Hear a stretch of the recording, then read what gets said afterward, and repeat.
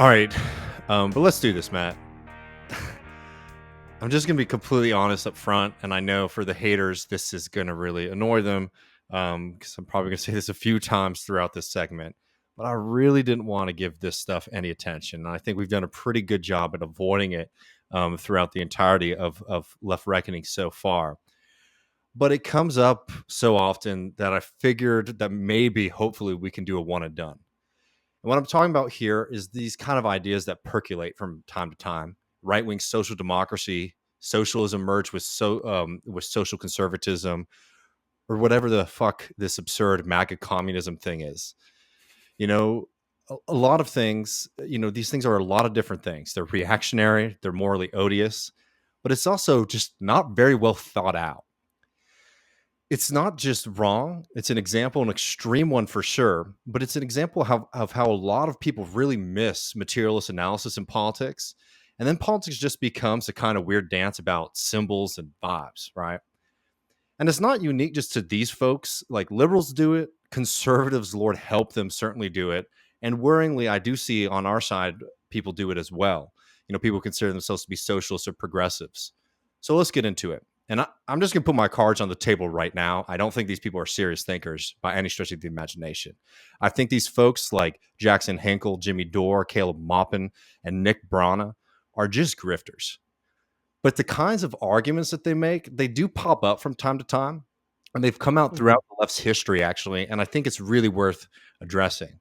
So this most recent thing, MAGACommunism, which I think a lot of people might have been introduced to after they saw Jackson Hinkle, who's a self-proclaimed Marxist-Leninist. I haven't seen very much of his work that, draws me to the conclusion that this person is embodying Leninism or certainly Marxism. But a lot of this came up because he went on Tucker Carlson, which is the end goal of a lot of this stuff, is to get some prime Fox News. But this MAGA communism thing, it's this idea that the radical left can and should align itself with the Trump movement to take down the establishment.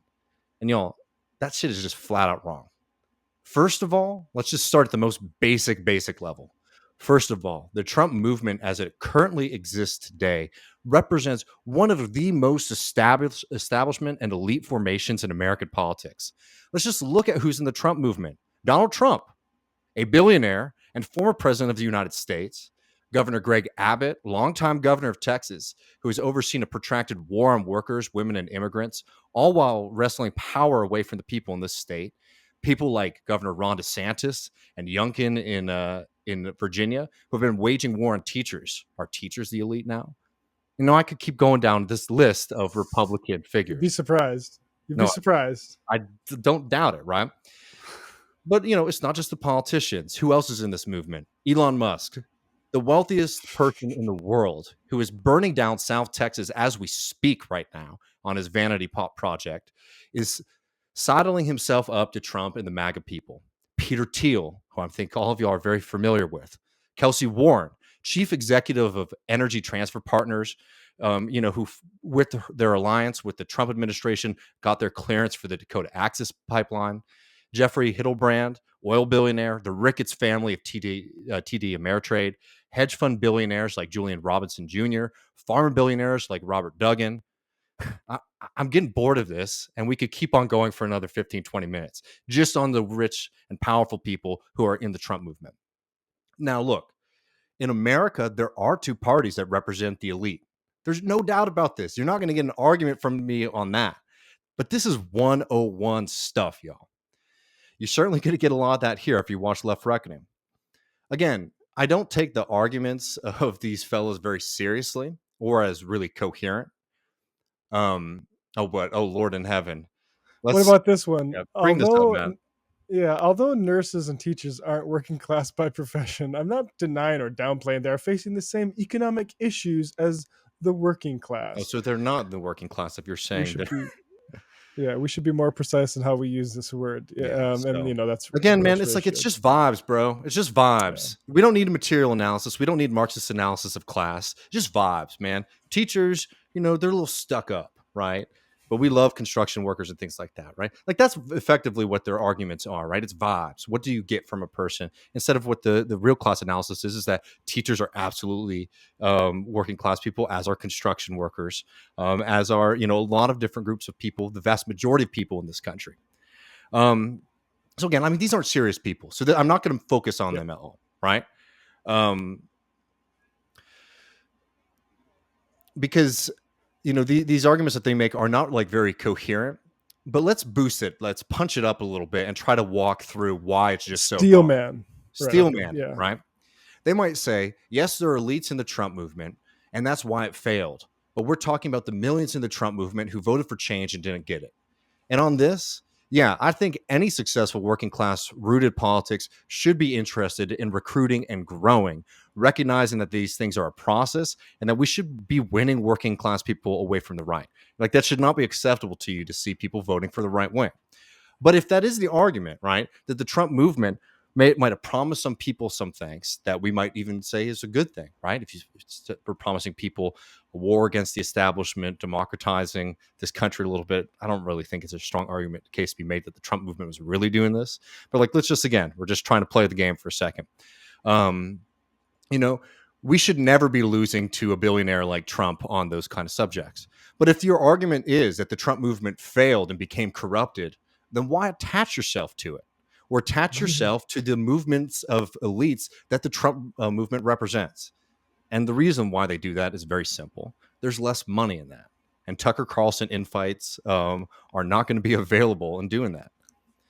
But can I just jump in just for one sort of factual note here? This is a exit polls for 2016 election, so not Batty Joe, but Hillary Clinton versus Trump, breaking down by income, just so people can see how people actually vote in this country. And of course, there's a huge population of non-voters, but this is we're talking about people who are ideologically motivated to vote Republican, being some sort of population we need to appeal to.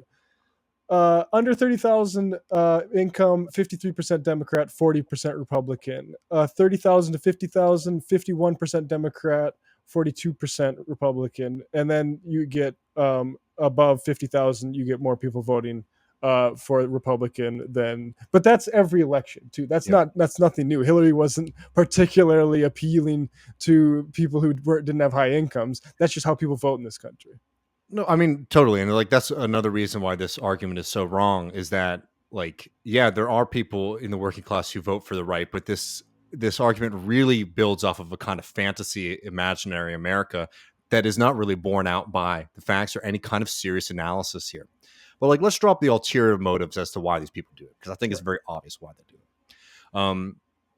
Because like, maybe let's imagine someone well-meaning is pitching this, and it's worth talking about, because while I think the folks who are pushing it aren't genuine in their motivations, I think there are plenty of people, and I talk to them every once in a while, who find these ideas appealing because they think if you just copy some of the mannerisms and the symbolism, you can create a winning coalition in this country of all of the people who are abused in the society. And then if that's the case, we should do it. And yeah, on our side, what we're trying to do is build a working class movement.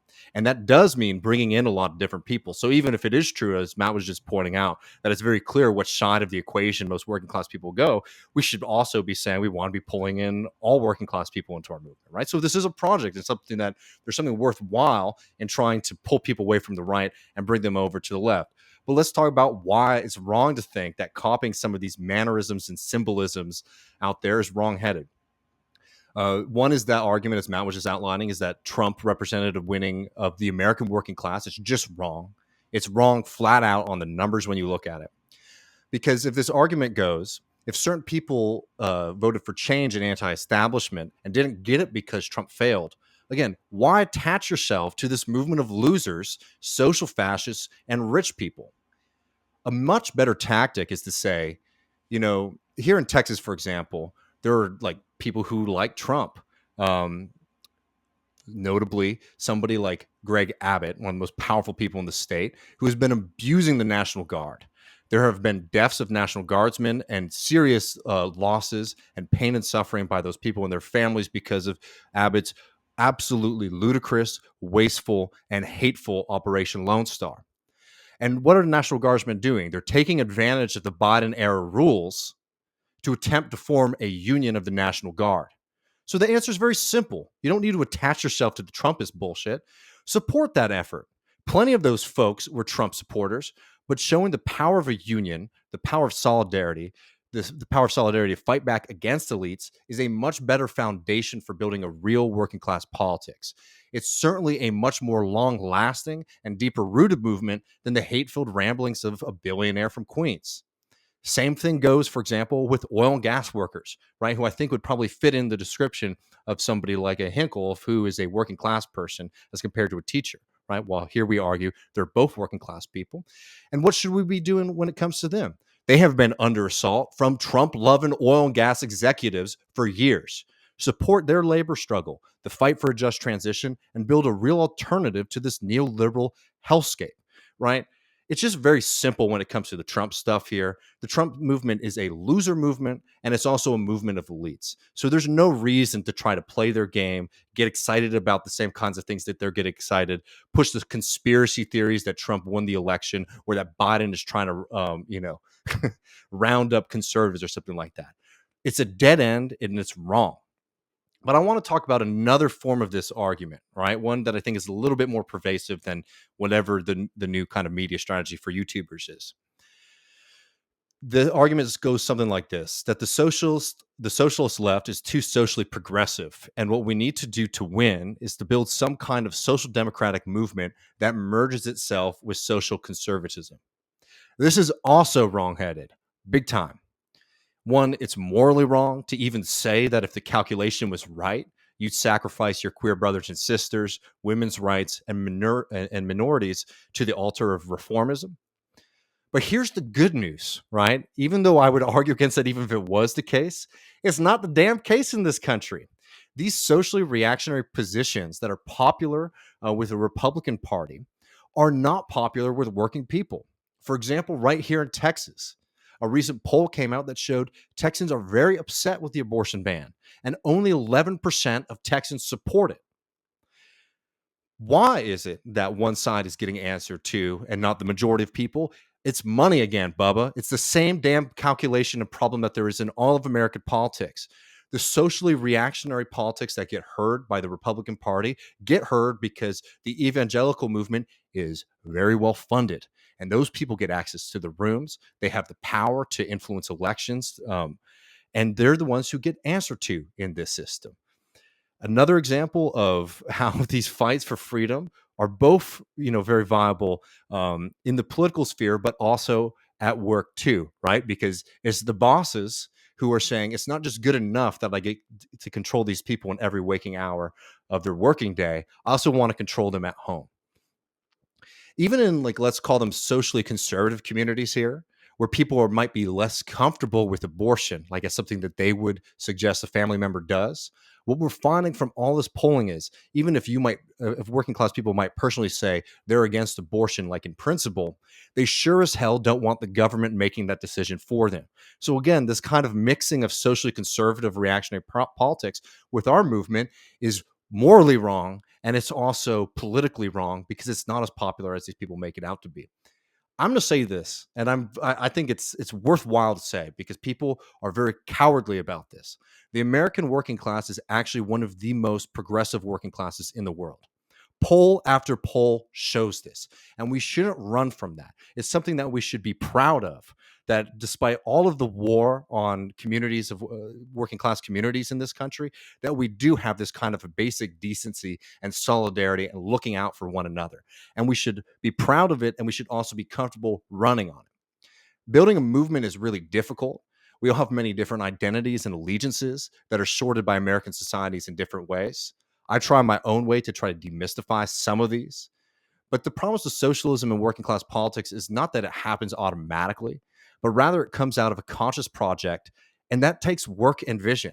Because the fact is, right, we aren't where we want to be. The fact is, we are out of power. The fact is, we don't have a working class party in this country. We don't have a strong working class movement in this country, and we need to be able to build it. But what happens with, fellas, the folks who get sort of wrapped up in this nonsense is that instead of sitting there and trying to make a material analysis of society and trying to chart a way out, they replace all that with vibes and symbols, and try to attach themselves, to different things that they might find to be interesting, cool, or maybe historically successful. And that's not how you build a real movement. Building a real movement is difficult. It means having hard conversations. It means working in solidarity with like large groups of people. And that means there are going to be disagreements. And I think people on our side too need to be a little bit more comfortable with that. But it's very clear here what we don't have to do is sacrifice, the politics of humanity and sociability to the right in order to win. We certainly don't need to start mirroring Trump kind of politicians and the Trump movement, which again is a loser movement. And lastly, like, I'll just say this. I'm not very interested in talking to the country club fellows and the sons of the country club fellows. But in my life, as a working class person in the South, I've known, been friends with, and talked regularly with working class people who might consider themselves to be conservatives or Republicans. And you know what? I have a lot of success talking to them about what we're trying to push and what we're trying to do, not by mimicking reactionary right wing talking points, but by talking to them about the very simple class interests that we share, that we're both being abused by this capitalist system, we're being abused by this political system, and that we can find a way to join together and win. And we don't have to sacrifice our solidarity with other human beings, be they minorities, be they queer people, be they women's rights, in order to do that. And this kind of argument that keeps on popping up, and it's popped up long before social media stuff too, that's the kind of path forward, has been proven wrong in practice, and it's also just clearly wrong in theory. I mean, it's to me, it's a little. It's hard for me to take it seriously, and I think probably we won't spend much more time on it because it is like, oh, did you hear? There's this new movement of Yeah. critique, Oh, interesting. We have some more critique to enjoy, right? Like if you want to prove us wrong, next time there's a trucker convoy circling DC or at the Canadian border where these guys are calling Trudeau a communist, go organize those guys into your a communist party, and then we'll talk. Yeah. Until then, this is just fucking critique, and like Marx was over that shit, right? Like, go do something. And Oh, can we talk about how they're perverts now? yeah, go for it, Matt. Well, I mean, just historically, right? I mean, not not to get into allegations the against People's certain. Party, for example, which is Nick Brana's, who is another one of these kind of grifters, is an organization that has never been serious in any kind of facet of any kind of definition of the word. It was always very clearly a kind of personal branding project to cement this person as a leader of a movement that didn't exist. Right? I'm sorry. In order to have a People's Party or a People's Movement, you first have to have the people, and they've not been able to construct it. Right? And look, I'm not coming at somebody for saying it's not here now, so you can't go for it, right? Yeah. Literally, that's what we're trying to do here. But it's been very clear from the outset that there was no kind of real interest in trying to build that movement, but rather trying to bolster the career of a few folks, alternative indie media people. Questionable. And then, the kind of like, final punch there is that this is an organization that has been embroiled in pretty significant sexual assault allegations and is using the party, social media feeds and all of their media apparatuses to attack whistleblowers and people who were the victims of this abuse. Right? You look at something like that, and you can't sit here and look me straight in the face and say, "Hey, look, that looks like a viable path forward." For building a working class kind of politics, right? Those things were always much more successful at getting attention on right-wing media outlets than they were at actually mobilizing people into any kind of coherent or cohesive movement. Because look, for all of the attacks those folks do on the DSA has elected representatives. DSA is the largest socialist organization in the country. DSA represents a place where politics is happening. And all this other stuff, frankly, is a distraction, which is why we don't talk about it too much on this program. But again, when these things pop up regularly enough, it's worth just showing why these things are very wrongheaded, because I do think that there are people who are just sort of neutral and they might not know all the the history of these folks, they might not realize that when they talk about a movement, they're not talking about a movement in any kind of definition that we would use, right? They're talking about subscribers to their channels, right? We don't talk about this show in that way, right? We appreciate all of y'all who support this program, think it does good work, but this isn't the movement. The movement is the work that you're doing in your communities. The movement is the work that you're doing with your comrades. And you see how quick those people are to replace or to mix up those two things. And, it's not surprising as to why. Yeah, absolutely.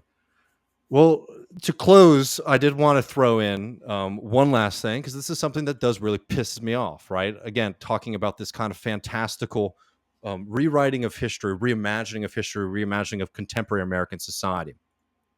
I want to correct the record on something I know I've seen Jimmy Dore push.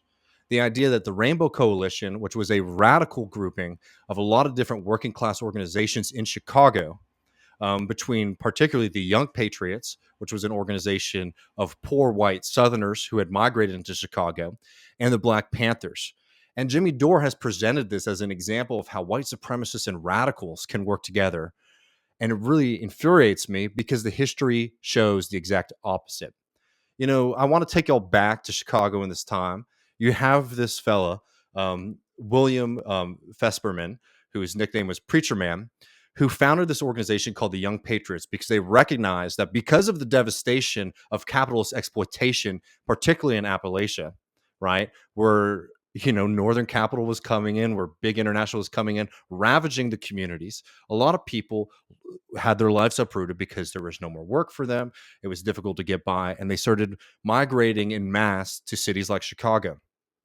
Fesperman recognizes that there's this whole group of young people who have been displaced by capitalism, are being abused by the police, and says this is a good time to organize these folks. And he organized a group called the Young Patriots, and their mission was to organize poor whites to stand up for themselves in solidarity with other communities of colors. There were precursors in Chicago, street gangs, and also groups like that they worked with, groups like the Students for Democratic Society. The Young Patriots faced extreme violence from the police. One of their taglines, I love it, is a group of for hillbillies by hillbillies. And as they started organizing and acting, they realized there was another group that had been organizing with a lot of people who had also migrated, if not very recently, in recent history to Chicago, and that was poor working class Black people. And they were organized most successfully at that time by the Black Panthers. Bob Lee, who we're going to see in just a second, was one of the Illinois Black Panther party members, a Texan, by the way, Houston. He got into working with the Young Patriots. And after spending time, meeting with the Young Patriots, Bob Lee suggested to Fred Hampton. Fred Hampton was one of the legendary leaders of the Black Panthers in Chicago, a very real Marxist. I actually think cuts almost a very different path forward for the Black Panthers and some of even the other leaders that we saw in California, right? Was actually building something that was very, very exciting and could have potentially been very long lasting. He was murdered by the United States government. But Bob Lee suggested to Fred Hampton that they get together with the Young Patriots and other groups like the Young Lords, for example, which I believe is a Puerto Rican gang of working class people. And they created this group and they called it the Rainbow Coalition. And we're going to play a little bit of this clip here. There's much more that people can do to read up on this, learn the history. This isn't a history segment of the entire movement, but it's worth understanding these things because it's used cynically by people like Jimmy Dore to make a really nasty and ahistorical point. Because what ended up happening there is you saw this really historic and revolutionary movement where you saw something happening in Chicago that the ruling class has been trying to stop for a long damn time, which is working people, Black and white, uniting together against the capitalist class, right? And it's very important to note that despite what Jimmy Dore might say, because he doesn't read these things, the Young Patriots were not a white supremacist organization. They were a class-based organization recognizing that people were moving from a particular part of the country. The reason why Jimmy Dore, because again, visual thinker, right? It's what happens when you watch YouTube all the time instead of reading anything like Dort does, saw that sometimes you would see a Confederate flag with the Young Patriots. And it's very true. The Young Patriots did use the Confederate flag. For them, they recognized it as a kind of, symbol of where they came from, a kind of, rebellious symbol, etc. Right? Argue about that. I think we all know what the Confederate flag represents. But when they were utilizing it, wasn't in a white nationalist way. It was recognizing that the South, particularly at that time, was being absolutely decimated by capitalism, and it was a way to to recognize folks. But here's the thing about it, right? Even if it did come from like the most misguided place, when the Black Panthers said, "Hey, y'all, this flag is about us being in bondage," you know what the Young Patriots did? They didn't kick and scream. They stopped flying it and they apologized for it, right? And instead of it being this story that Jimmy Dore puts forward of like white supremacists and working class Black people coming together, it's actually a story of what happens when you build class solidarity, that you can overcome a lot of these kind of nasty inheritances that come with living in American society for people. Right. So it's just absolutely disgusting to me and spitting on the legacy of these folks to ever suggest something like that. Yeah, and that's why I said perversion. It's a perversion of history, A of willful one too. some of the most exactly, of some of the most like a really offensive one by, I must add, child of Chicago cop. Yeah, it's very true. So, yeah. and he was only in the 3 when Daley like Fred administration. Hampton was killed. So Jimmy can be forgiven for not being in the Young Patriots when he was thrown. I was only 3, but I'm guessing might not have been there if he was even a little bit older. So we have here to close it out, just because if we want to remember actually what building solidarity looks like, the radical history that we have in this country of doing it, and maybe some hope for the future, we have a short segment actually of a meeting between the Young Patriots and the Black Panthers. We'll just play a couple minutes of it because it just shows and it should inspire some hope for you. Because what's annoying to me about all of these folks, just in closing, is that they act, one, they're just mimicking the right, and it's a grift. It's not a serious movement. But two, what does frustrate me about it is that there are people out there who are in and out of like leftist media, which is fine. Really, you shouldn't be spending all of your time on this kind of stuff, right? But they don't get what these people are really arguing for, and they think, oh, these people are just talking about building coalitions and solidarity and a growing movement, and you just couldn't be more wrong. There are people who are trying to do that. I would include us as among them through this kind of work, but most importantly through the work of supporting all of the really exciting social movements that we're seeing pop up across this country and across the world. But I wanted to play this because, like, if that is something that speaks to you, and it should, right? The idea of building up real working class solidarity across maybe different groups that American media and American society is sort of trying to keep separate.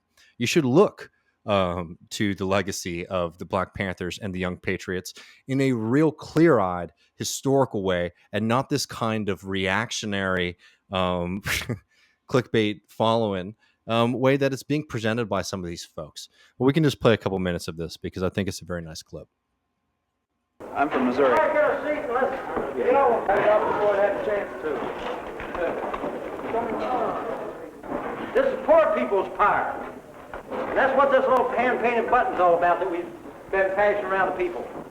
People that want to take over and have a government for themselves, that they'll be treated right.